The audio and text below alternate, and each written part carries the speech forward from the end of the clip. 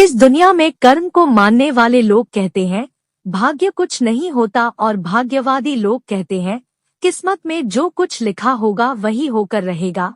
यानी इंसान कर्म और भाग्य इन दो बिंदुओं की धुरी पर घूमता रहता है और एक दिन इस जग को अलविदा कहकर चला जाता है।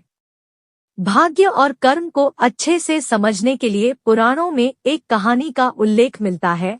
एक बार देवर्षि नारद जी बैकुंठ धाम गए। वहां उन्होंने भगवान विष्णु का नमन किया। नारद जी ने श्रीहरि से कहा, प्रभु, पृथ्वी पर अब आपका प्रभाव कम हो रहा है। धर्म पर चलने वालों को कोई अच्छा फल नहीं मिल रहा। जो पाप कर रहे हैं उनका भला हो रहा है।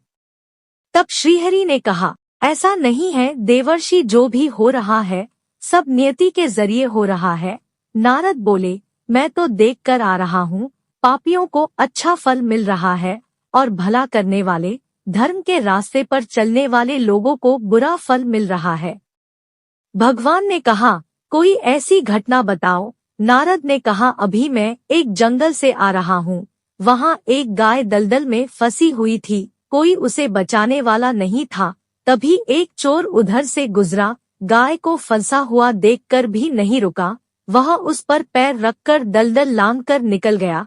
आगे जाकर चोर को सोने की मोहरों से भरी एक थैली मिली। थोड़ी देर बाद वहां से एक वृद्ध साधु गुजरा। उसने उस गाय को बचाने की पूरी कोशिश की।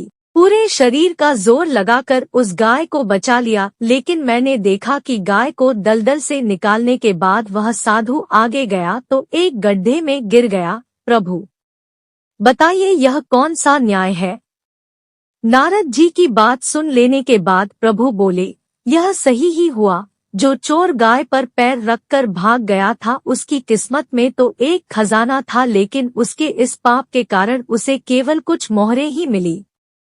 वहीं उस साधु को गड्ढे में इसलिए गिरना पड़ा क्योंकि उसके भाग्य में मृत्यु लिखी थी, लेकिन गाय को बचाने के कारण उसके पुण्य बढ़ गए और उसकी मृत्यु एक छोटी सी चोट में बदल गई। इंसान के कर्म से उसका भाग्य तय होता है।